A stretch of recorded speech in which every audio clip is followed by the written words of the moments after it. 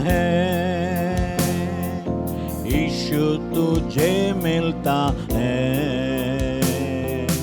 यीशु तुझे मिलता है, यीशु तुझे मिलता है। कभी नहीं बदलता, यीशु तुझे मिलता है, कभी नहीं बदलता, यीशु तुझे मिलता है। अपने लोगों को मिलकर भोजन देगा, अपने लोगों को मिलकर भोजन देगा। आज भी तुझे तृप्त करेगा, आज भी तुझे तृप्त करेगा। यीशु तुझे मिलता है, यीशु तुझे मिलता है, यीशु तुझे मिलता है, यीशु तुझे मिलता है।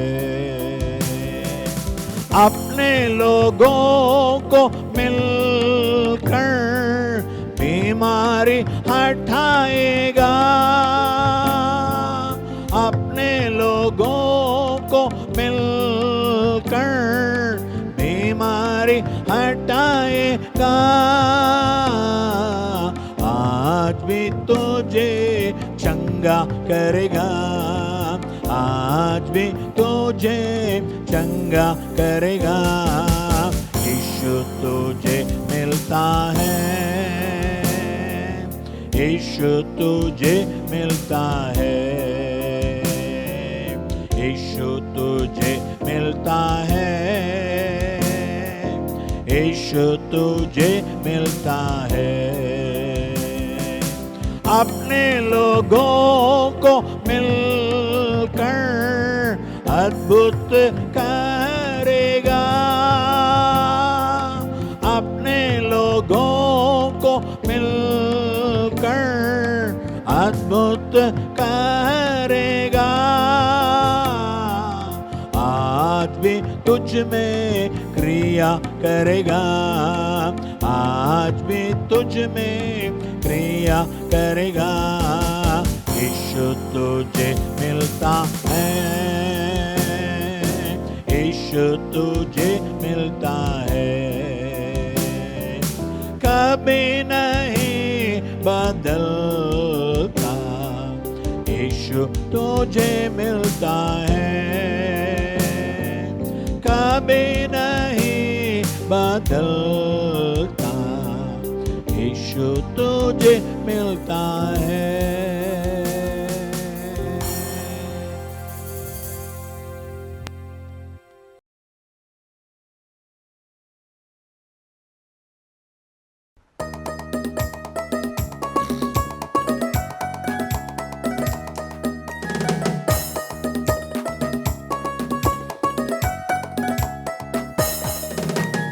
यीशु उठा लिया है, मैं क्यों उठाऊंगा। यीशु उठा लिया है, मैं क्यों उठाऊंगी।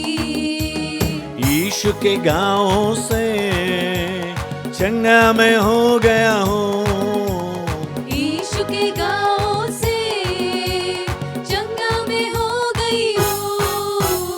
यीशु उठा लिया है, मैं क्यों उठाऊंगा। यीशु उठा लिया है, मैं क्यों उठाऊंगी।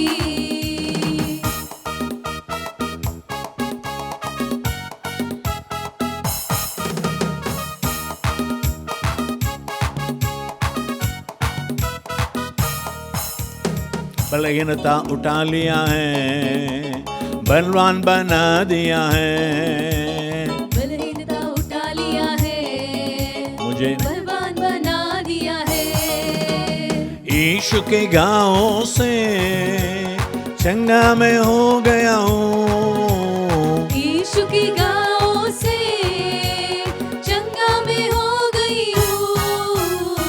यीशु उठा लिया है, अब मैं क्यों उठाऊंगा। यीशु उठा लिया है, मैं क्यों उठाऊंगी।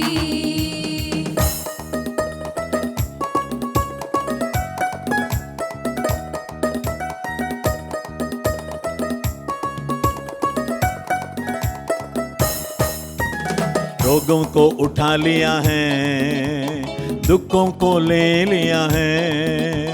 रोगों को उठा लिया है, दुखों को ले लिया है। यीशु के गाँव से चंगा मैं हो गया हूँ। यीशु की गाँव से चंगा मैं हो गई हूँ। यीशु उठा लिया है, मैं क्यों उठाऊंगा। यीशु उठा लिया है, मैं क्यों उठाऊंगी।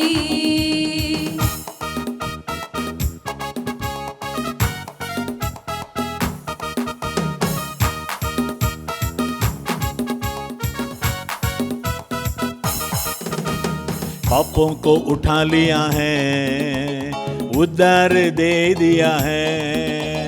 पापों को उठा लिया है, उद्धार दे दिया है।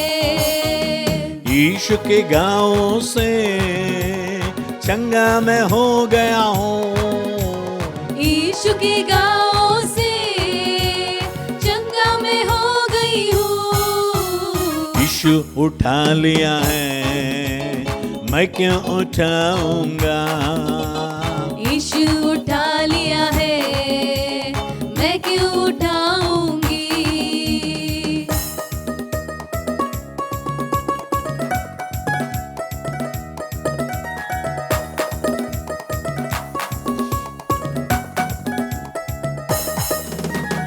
कलवारी के क्रूस में नया जीवन दे दिया है। कलवारी के क्रूस में नया जीवन दे दिया है। यीशु के गाँव से चंगा मैं हो गया हूँ। यीशु के गाँव से चंगा मैं हो गई हूँ। यीशु उठा लिया रे, मैं क्यों उठाऊंगा।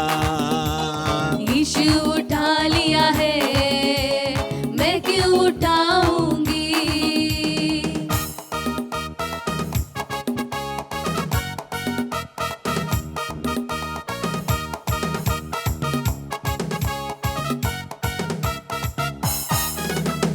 अभिषेक से भर दिया है, वरदान दे दिया है।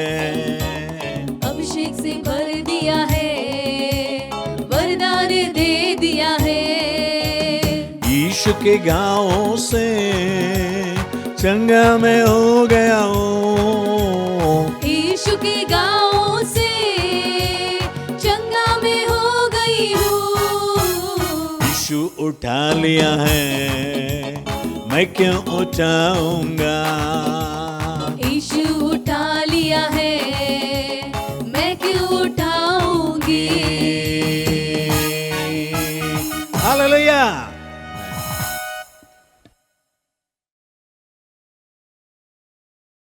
आमीन, हालेलुया। हमारे प्रिय भाई बहनों को यीशु मसीह के नाम से हमारा स्वागत, हमारा नमस्कार। यीशु तुझे मिलता है, इस कार्यक्रम के लिए आप सबों को प्रेम का हमारा स्वागत है, बधाइयाँ हैं।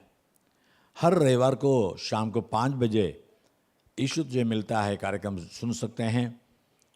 आप सुनिए, आशीष पाइए, औरों को बताइए ताकि वे भी आशीष पाएं। चलिए आज के वचन में जाएंगे। जकरिया 4 अध्याय 3 वचन में देखते हैं। जकरिया 4:3 4:3 में। और दीवट के पास जलबाय के 2 वृक्ष है, एक उस कटोरे की दाहिने ओर और दूसरा उसकी बाएं ओर। अभी 14 वचन पढ़ेंगे। तब उसने कहा, इनका अर्थ ताजे तेल से भरे हुए वे 2 पुरुष है जो सारी पृथ्वी के परमेश्वर के पास आजे रहते हैं। परमेश्वर के पास, दीवट के पास। ये जकरिया 4 अध्याय बाद में पढ़ के देखिए। जकरिया को परमेश्वर दर्शन देता है। दर्शन में एक दीवट है, उसका 7 दिया है और दीवट के ऊपर तेल की टाकी भी है। लेकिन दीवट के पास 2 जैतून के पेड़ हैं, उनके डालियों से सोनेरी तेल बाहर निकलकर ये दीवट के पास आती है और दीवट जलती रहती है। तो दीवट के पास है और इनके अंदर तेल निकल कर दिया को जलाती है। दिया दीवट का मतलब हमारा प्रभु यीशु मसीह है, उसके प्रकाश को बढ़ाने के लिए। तो जकरिया से पूछते हैं ये कौन है? बोलता है मुझे पता नहीं। तब परमेश्वर कहता है, वो 14 वचन में कहता है ना, ये 2 पुरुष है जो परमेश्वर के पास आज ही रहते हैं और ताजे तेल से भरे हुए 2 पुरुष है। हम परमेश्वर के कितने करीब आएंगे, वो ताजे तेल मतलब पवित्र आत्मा का अभिषेक। दाऊद कहता है 23 भजन संहिता 23:5 में, Psalm 23:5, तो मेरे सताने वालों के सामने मेरे लिए मेज बिछाता है, तूने मेरे सिर पर तेल मला है, मेरा कटोरा उमंड रहा है। परमेश्वर तेल से अभिषेक करता है। ये पवित्र आत्मा का अभिषेक है। हम परमेश्वर के जितने करीब, जितने पास रहेंगे, उतने पवित्र आत्मा से भरे रहेंगे, क्योंकि यीशु मसीह ही हमें पवित्र आत्मा का वरदान देता है, अभिषेक देता है। यीशु मसीह स्वयं पवित्र आत्मा से भरा हुआ था। लूका 4:1 में देखते हैं, लूक 4:1, लूका 4:1 में यीशु मसीह पवित्र आत्मा से भरा हुआ यॉर्दान नदी से निकल जा रहा है सेवा करने के लिए। आज परमेश्वर हमें भी पवित्र आत्मा का भरपूर देना चाहता है, लेकिन परमेश्वर के करीब आएंगे क्या? यीशु ने कहा लूका 24:49 में, लूक 24:49, लूका 24:49, और देखो जिसकी प्रतिज्ञा मेरे पिता ने की है, मैं उसको तुम पर उतारूंगा कि जब तक स्वर्ग से सामर्थ न पाओ तब तक तुम इसी नगर में ठहरे रहो। स्वर्ग से सामर्थ आएगा। प्रेरित 1:8 में, एक्ट्स 1:8, प्रेरित 1:8 में यीशु ने कहा जब पवित्र आत्मा तुम पर आएगा तब तुम सामर्थ पाओगे और यरूशलेम और सारे यहूदिया और सामरिया में पृथ्वी की छोर तक मेरे गवाही होगे। तो मेरे गवाही होना है तो पवित्र आत्मा से भरा हुआ रहना है। पवित्र आत्मा तुम्हें सामर्थ्य देती है, हिम्मत देती है, हियाब देती है, बल देती है। यीशु मसीह के चेले भी 3.5 साल यीशु के संग थे, फिर भी पवित्र आत्मा का भरपूरी उनके अंदर नहीं था। लेकिन प्रेरितों के काम 2:4 में, एक्ट्स 2:4, प्रेरितों 2:4 में देखते हैं, वे सब पवित्र आत्मा से भर गए और जिस प्रकार आत्मा ने उन्हें बोलने की सामर्थ्य दी, वे अन्य भाषा में बोलने लगे, परमेश्वर की महिमा बोलने लगे और लोग इकट्ठे हो गए। 11 वचन में लोग क्या कहते हैं, वर्स 11 वचन में, पर तो अपनी अपनी भाषा में उनसे परमेश्वर के बड़े बड़े कामों की चर्चा सुनते हैं।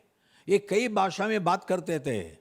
ये तो केवल इब्री भाषा जानते थे 600 के चेले, लेकिन कई भाषा में बात, क्योंकि उस समय यरूशलेम में त्योहार के लिए सारे संसार के देश के लोग वहाँ इकट्ठे हुए थे।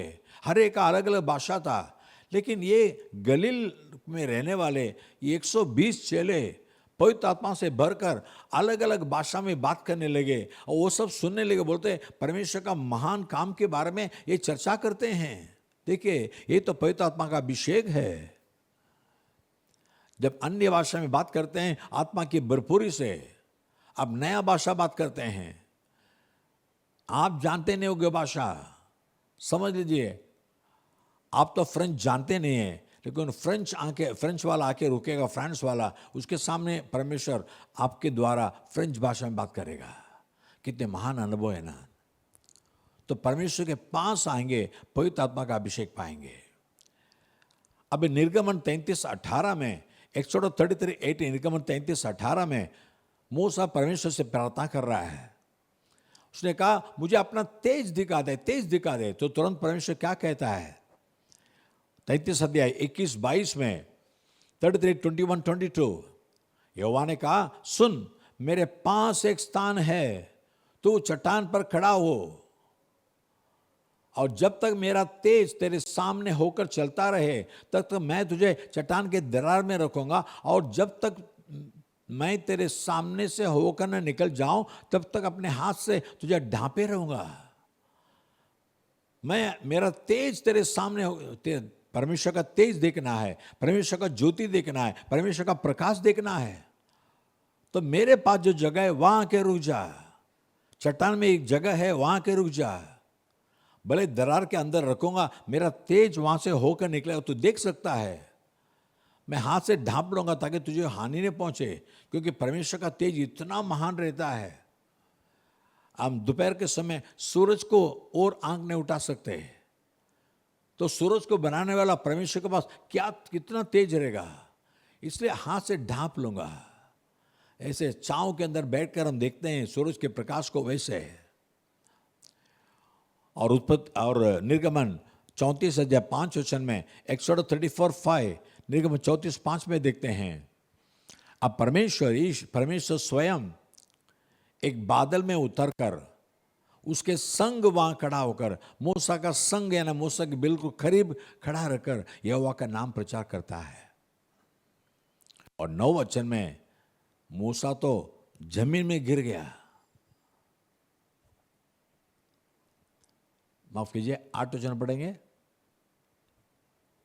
और तब मूसा ने फुर्ती कर पृथ्वी की ओर झुक कर दंडवत किया कि परमेश्वर महिमा के साथ मेरे पास आके खड़ा है, और परमेश्वर के तेज देख लिया।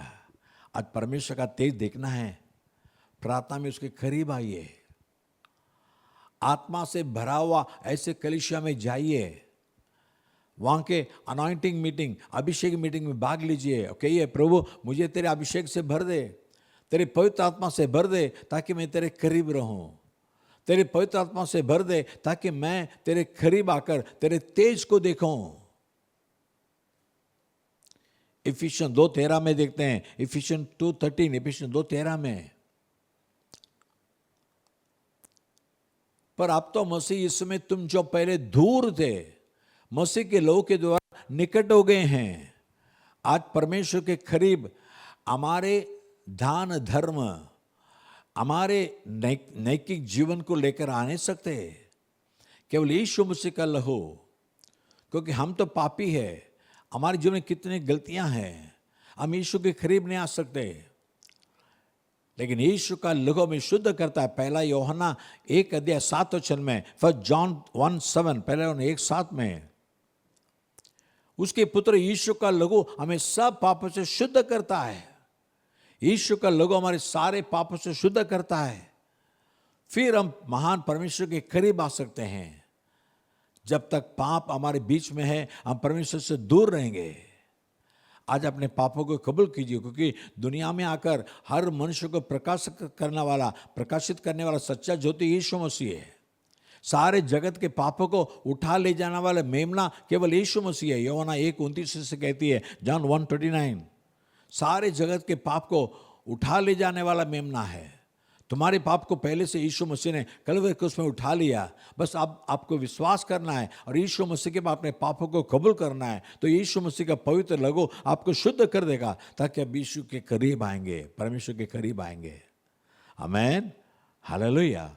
लूका 18 39, 40, 41 में, लूक 18:39, 40, 41, लूका 18 39 वचन में, जो आगे जाते थे वे एक अंधे को डांटने लगे, चुप रहे, पर तो वह और भी चिल्लाने लगा कि ये दाऊद की संतान मुझ पर दया कर।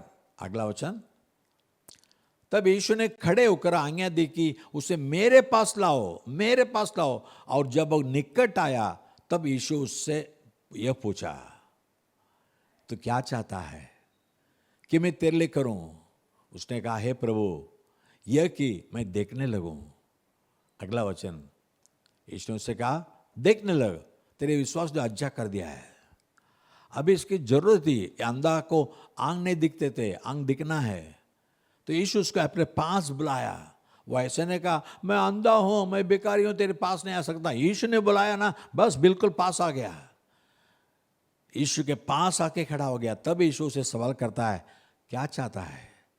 आज तुम्हें क्या चाहिए? तुम्हारे जीवन में क्या चाहत है? यीशु ने कहा, मेरे नाम से जो कुछ तुम मांगोगे वो तुम पाओगे। आज यीशु के नाम से मांगो, लेकिन पास आओ, यीशु के करीब आओ, अपने पाप को कबूल करो। पाप आपको दूर रखिए, लेकिन पाप को दूर करो, आप बिल्कुल यीशु के करीब आओगे। आज तुम्हारी क्या जरूरत है, क्या आवश्यकता है, यीशु मुझसे पूरा करेगा। और एक वचन देखेंगे, उत्पत्ति 27 अध्याय 26 वचन, जेनेसिस 27 और 26। अभी इसहाक नाम का पिताजी अपने पहले बेटे ईसा को आशीष करना चाहा, लेकिन दूसरे बेटे याकूब को उसके माँ ने भेज दिया, जा आशीष पालो। तो याकूब आ रहा है, लेकिन हाथों में चमड़ा, बकरी का चमड़ा डाल के आ रहा है, क्योंकि बाल ज़्यादा होना चाहिए। उसका बड़े भैया के हाथ में बहुत बाल रहता है। अभी सब लाया, तब याकूब कहता है, फिर से वचन डालिए, ए मेरे पुत्र, निकट आकर मुझे चूम, तुझे आशीष चाहिए। इसहाक ने पहचान लिया, अरे आवाज तो याकूब का है, लेकिन हाथ लगे, क्योंकि इसहाक का आंग नहीं दिखते थे, बूढ़ा हो गया। लेकिन हाथ फेरे तो इसहाक का लग रहा है हाथ, इसहाक का लग रहा है गाल।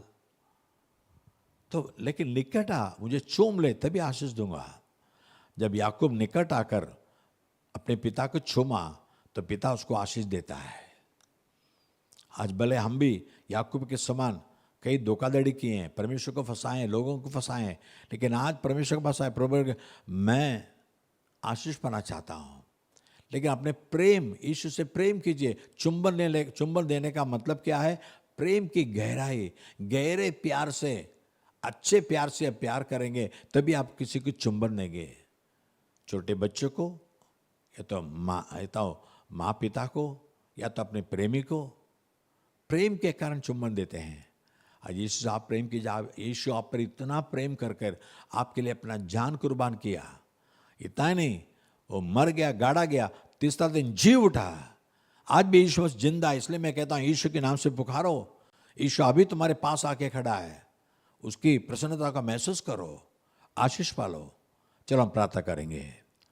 प्यारे पिता परमेश्वर, धन्यवाद देते प्रभु, जैतून के पेड़ की 2 डालियां बिल्कुल दीवट के पास है, तो उसमें तेल भरा हो रहता है।